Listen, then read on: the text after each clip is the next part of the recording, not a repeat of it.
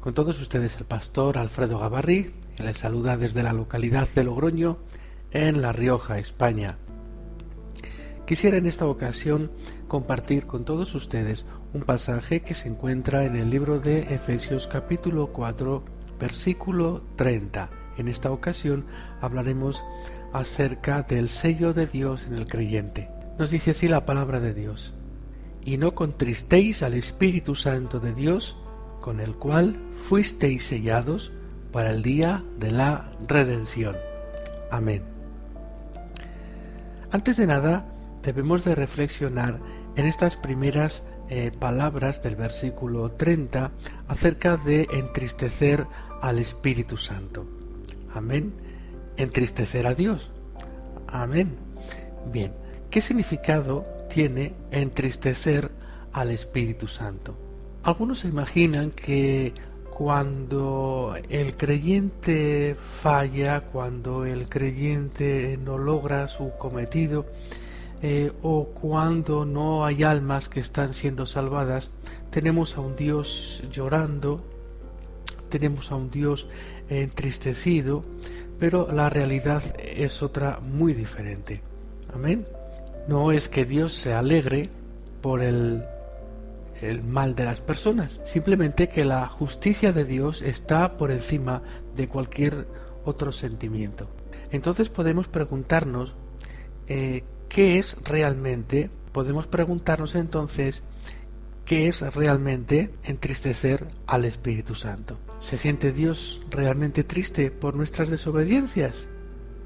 Bueno, por una parte debemos de comprender de que a Dios no podemos sorprenderle porque Él ya es conocedor de todas las cosas. Es decir, no podemos de un momento a otro sorprender a Dios con algo que nos acaba de suceder. Si un creyente desobedece a Dios, Dios ya conoce de antemano esa desobediencia. Por lo tanto, no debemos interpretar al pie de la letra ese contristar del Espíritu Santo. El contristar hay que entenderlo de otra manera, mucho más alentadora para nosotros. Amén.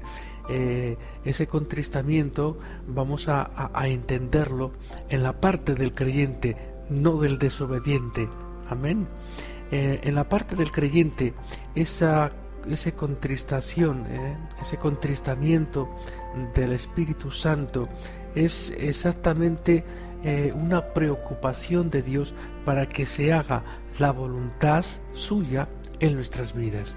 Amén. Evidentemente no es de que nosotros cada vez que desobedecemos o que alguien no acepta las cosas divinas, tenemos entonces a un Dios continuamente llorando. Amén. No es ese el sentido. Primeramente porque a Dios no lo podemos sorprender porque es conocedor de todas las cosas y por lo tanto no tiene por qué entristecerse de algo que Él ya conoce de antemano. De hecho, su justicia, la justicia divina, está por encima de cualquier sentimiento. Amén. Si bien Dios se conduele con nuestras cargas, con nuestros problemas, no es un Dios ajeno a todas las vicisitudes que puedan ocurrirnos, a todos los problemas que puedan llegarnos, a todos los pesares que podamos sufrir o vivir, a todas esas penas que podemos acumular. Dios se conduele con nosotros. Dios no es ajeno a todas esas cosas que pueden suceder en nuestras vidas. Sin embargo, en cuanto a la obediencia o la desobediencia, ahí Dios toma de la mano la justicia. Por lo tanto, no podemos ver a un Dios continuamente entristecido. Si usted hace la voluntad de Dios, usted está poniendo contento el corazón del Padre. Si usted no está haciendo la voluntad de Dios, entonces ocurre algo en la justicia de Dios. Me gusta emplear en estos casos la siguiente frase, la siguiente imagen. Nosotros, los creyentes, somos necesarios en la obra, pero no imprescindibles. Dios puede perfectamente prescindir de nosotros. Si usted obedece a Dios, usted alegra el corazón de Dios. Si usted no obedece a Dios, usted entristece el Espíritu Santo. Y Dios puede prescindir de usted. Porque no somos imprescindibles. Sí somos necesarios, pero no imprescindibles. La obra de Dios no la sostenemos nosotros. La obra de Dios está sostenida por el poder del Espíritu Santo. Es Dios mismo quien sostiene, quien cuida, quien gobierna su iglesia. Es Dios mismo el que aconseja cada día, el que trae el alivio espiritual en cada corazón, pero es el Espíritu Santo de Dios y no es ningún hombre. Amén. Debemos de considerar de que Dios siente una carga particular por todos los seres humanos y lo ha dejado plasmado en uno de los versos más importantes, a mi juicio, del Nuevo Testamento, que es el Evangelio de Juan, capítulo 3, versículo 16, que es la muestra de amor por excelencia. Si Dios no tuviese ese sentimiento de amor para el ser humano, no se hubiese preocupado en la salvación del ser humano, pero justamente porque Él se preocupa de nosotros, Él piensa en nosotros, ha puesto en marcha el amor, amén, y ha dado a su propio Hijo para beneficio de todos nosotros, amén.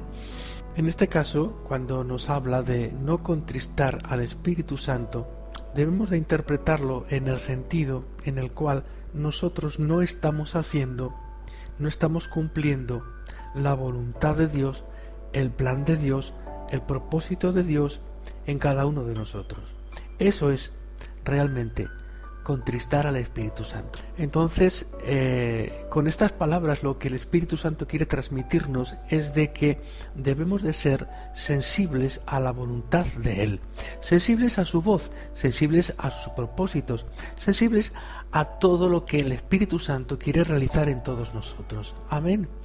Durante tiempo, cada uno de nosotros hemos vivido a nuestra manera, a nuestra forma, hemos hecho, verdad, según hemos considerado, pero llega un momento en el cual el Espíritu Santo dice: yo quiero tomar las riendas de tu vida, yo quiero tomar el timón de tu barco. En el libro de Apocalipsis, capítulo 22 y versículo 11, vamos a ver cómo Dios contempla el asunto de la obediencia o de la desobediencia, para que comprendamos mucho mejor este aspecto sobre contristar al Espíritu Santo. Amén. Nos dice así: el que es injusto, sea injusto todavía; el que es inmundo, sea inmundo todavía; y el que es justo, practique justicia todavía; y el que es santo, santifíquese todavía. Amén. Así que vemos aquí a un Dios que contempla nuestras vidas a través de la justicia. La justicia está entonces por encima de cualquier otro sentimiento. Evidentemente no tenemos un Dios sensiblero que esté llorando porque no logra las cosas o porque nosotros no alcancemos las cosas. Dios mismo aquí nos está diciendo: el que es injusto, pues que siga siendo injusto; el que es inmundo, que siga siendo inmundo. Ahora sí, el que es justo, que busque la justicia; el que es santo, que se santifique todavía. Amén. Vemos aquí pues un prisma, ¿verdad?, a través del cual estamos viendo la justicia divina. Amén. Efesios entonces nos está dando una imagen, ¿verdad? En el libro de Efesios, en el versículo que hemos leído del capítulo 4, versículo 30, lo que estamos viendo ahí es justamente lo que llamamos lenguaje bíblico, un lenguaje que en muchos casos no debemos tampoco de interpretar a la ligera ni de manera literal. La figura que nos está dando este versículo es de que Dios sí se preocupa por el ser humano. Dios se conduele con el dolor de todos los seres humanos, pero también espera de que los seres humanos estén tomando esa decisión, tomen partido, gloria al Señor, En algunas ocasiones había escuchado, ¿verdad?, esta imagen, una imagen falsa, una imagen que no corresponde con la realidad bíblica, en la cual se nos hacía comprender de que si nosotros no obedecíamos a Dios, entonces Dios se ponía triste, Dios comenzaba a llorar. Si nosotros nos alejábamos de Dios, entonces teníamos a un Dios que estaba prácticamente llorando. Cuando uno desobedecía, estabas haciendo mal a Dios. La realidad de la Biblia es diferente. A Dios no se le puede sorprender. Por lo tanto, Dios, y aunque es una palabra fuerte, Dios no va a llorar.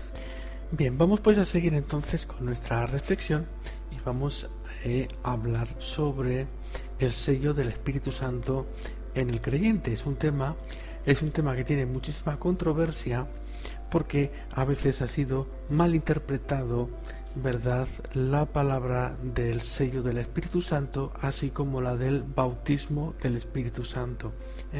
En muchos círculos, ¿verdad?, creyentes y pastores han interpretado de una manera que no es realmente la manera bíblica, que el estar sellado es el disponer, ¿verdad?, de los dones, el don de profecía, el don de lenguas, y ese tipo de señales hacen que la gente sepa que estamos sellados con el Espíritu Santo.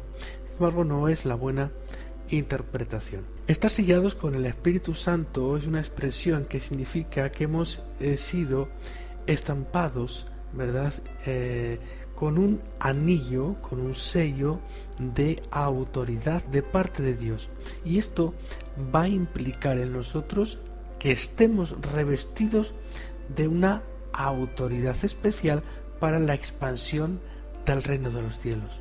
Amén. Esto tiene que ver con el número de dones que uno esté desarrollando en su vida personal o para beneficio de la Iglesia.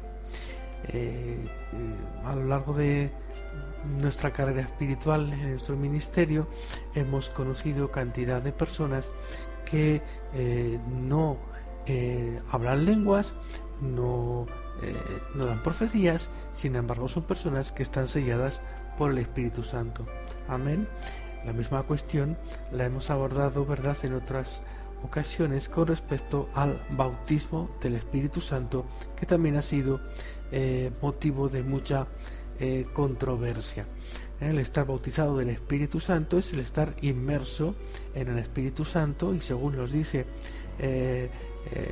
los textos originales, tiene que ver con estar realmente teñidos del Espíritu Santo, tomar el color y tomar la tintura del Espíritu Santo, es decir, cogemos la naturaleza espiritual. Eso realmente es estar bautizado y sumergido en el Espíritu Santo, que no tiene que ver nada con los dones. Amén. Pablo nos habla de la doctrina de los bautismos. Amén. Así que un bautismo es un bautismo, un don es un don. Amén. Un don no implica que la persona esté sumergida en el Espíritu Santo, bautizada en el Espíritu Santo, o que esté sellada. Amén. El sello del Espíritu Santo va a causar en nosotros el revestimiento de autoridad en tres áreas diferentes y bien definidas. El primer área es la distinción, el segundo área es la obediencia y el tercer área es la herencia. Amén. Distinción, obediencia y herencia. Amén. En el libro de Pedro, primera de Pedro, capítulo 2, versículo 9, nos dice que somos un pueblo escogido por Dios, una nación santa. Amén. Por lo tanto, nosotros como hijos de Dios, como personas selladas por Dios, tenemos que distinguirnos de entre todos los demás, tenemos que resaltar de entre todos los demás y ser diferentes de todos los demás. Amén. Eso realmente sí es estar sellado con el Espíritu Santo. Amén. Tener el sello, estar revestido de la autoridad para la expansión del reino de los cielos en la tierra. Amén. ¿En qué nos distinguimos? ¿En qué nos diferenciamos? ¿Dónde marcamos la diferencia? Somos el pueblo escogido por Dios. Somos su real sacerdocio. La distinción es el primer área en la cual el Espíritu Santo nos ha sellado. No puede ser, no se puede concebir de que un creyente no se distinga de su entorno. Si el creyente sigue viviendo la misma vida, si el creyente sigue haciendo lo mismo, creyente lo vamos a poner ahora entre comillas, si ese creyente entre comillas sigue viviendo de la misma manera y operando en su vida de la misma manera, haciendo como él quiere, viviendo como le da la gana, eso nos indica de que no es una persona que tenga el sello del Espíritu Santo en ella, hable lenguas o no hable lenguas, tenga dones o no tenga dones. Hay una frase que solemos decir mucho en nuestra congregación y es la siguiente: antes de hablar lenguas, aprenda a hablar bien su propio idioma. Les he dicho cantidad de veces en nuestras congregaciones, amén, antes de hablar lenguas, hable bien su propio idioma. No puede ser que en la iglesia uno hable lenguas como un descosido y en casa no sepa el lenguaje que está hablando. Bendito sea el nombre del Señor. El segundo área es la obediencia. Juan capítulo 1, Evangelio de Juan capítulo 1, versículo 12 nos dice que nosotros somos, ¿verdad?, hijos de Dios. Amén. Es lo que nos dice, hijos de Dios. Ahora, antes hemos hablado de Dios como Padre que nos ama, que se preocupa por nosotros. También tenemos que hablar del creyente como hijo. Hablar del creyente como hijo. Y si hablamos del creyente como hijo, implica obligatoriamente que se hable de obediencia. No se puede concebir la figura del hijo si no hay obediencia hacia el Padre, porque entonces el Padre ni lo considera como hijo. Entonces el otro aspecto acerca del sello del Espíritu Santo en el creyente es la obediencia. Debemos de ser sensibles a la voz del Espíritu Santo, como indica este mismo versículo 30 desde el principio, de no contristar al Espíritu Santo, es decir, debemos de ser obedientes a todo lo que el Espíritu Santo quiere hacer en nosotros. Amén. Obediencia. Y el tercer área, gloriosa área, es la herencia. Amén. Es decir, que creyentes somos hijos y Dios es Padre para nosotros, entonces automáticamente como hijos tenemos unos derechos de los cuales debemos de disfrutar. Amén.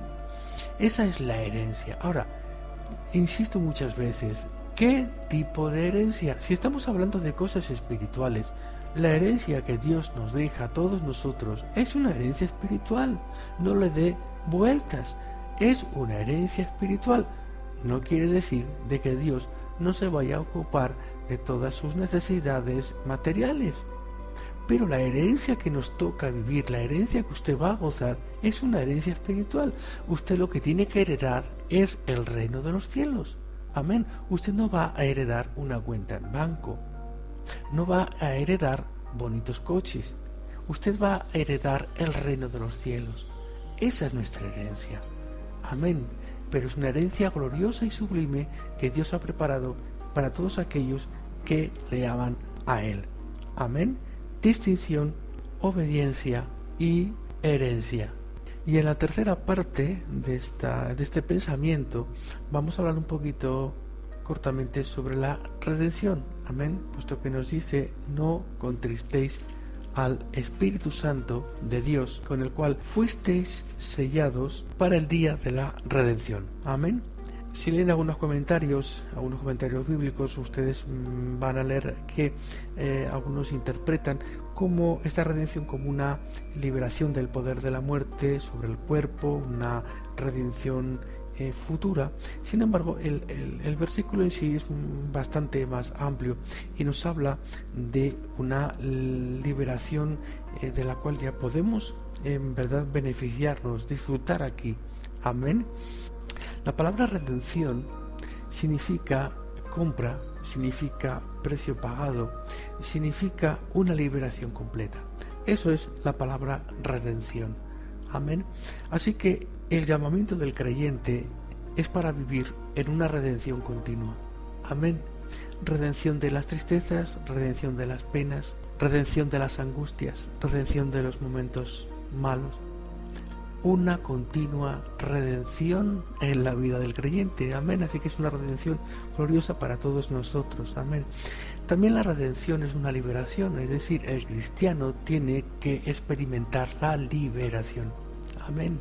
Este sello que el Espíritu Santo ha puesto en nosotros tiene que ser un sello de liberación. No puede caber en nuestras mentes de que haya un creyente que afirme tener el sello del Espíritu Santo y que al lado todavía siga preso en sus deleites, en sus placeres y en muchas otras cosas. Amén. Lo que nos dice la palabra de Dios de manera clara, amén, es que hay una redención. Amén. Fíjense que el versículo 30 nos está diciendo, Efesios 4:30, dice: no contristéis al Espíritu Santo de Dios, con el cual fuisteis sellados para el día de la redención. ¿Cuándo es el día? ¿Cuándo es ese día? Ese día es hoy. Amén. Ya es el día de la redención. Amén. El día de la redención no es una cosa futura. El día de la redención es una cosa ya presente en el creyente. Amén. Usted tiene que ser una persona redimida y vivir como un redimido. No puede ser de que viva como un creyente, amén, con una mente de esclavo. Amén. El creyente tiene una mente redimida, una mente libre, y en esa libertad tiene que moverse. Amén. Que toda la gloria sea para nuestro Señor Jesucristo. Amén. La redención también, ya y para terminar, es una redención que es completa, que no necesita ninguna añadidura humana. Amén. Nuestra libertad la ha pagado Cristo. Nuestra libertad está preparada, fue preparada desde antes de la fundación del mundo. Por lo tanto, no tiene ningún tipo de intervención humana. Amén. Antes de que el hombre existiese sobre la tierra, Dios ya había preparado la redención desde antes de la fundación del mundo. Amén. Por lo tanto, no pretendamos arreglar las cosas de Dios. Amén. La redención de Dios es una redención completa. Soy libre porque Cristo me ha hecho libre. En ninguna manera depende de nuestros esfuerzos, de nuestros logros. La redención depende exclusivamente de un acto soberano de Dios en nosotros. La redención ha sido efectuada por una persona que ha comprado con precio, que ha liberado y que ha declarado libre a la persona. Nuestros esfuerzos no nos sirven de nada. Debemos de confiar de que Dios ya ha hecho todo en nosotros. Y llegamos pues al fin de nuestra emisión de hoy, deseándoles a todos muchas bendiciones en Cristo Jesús. Amén.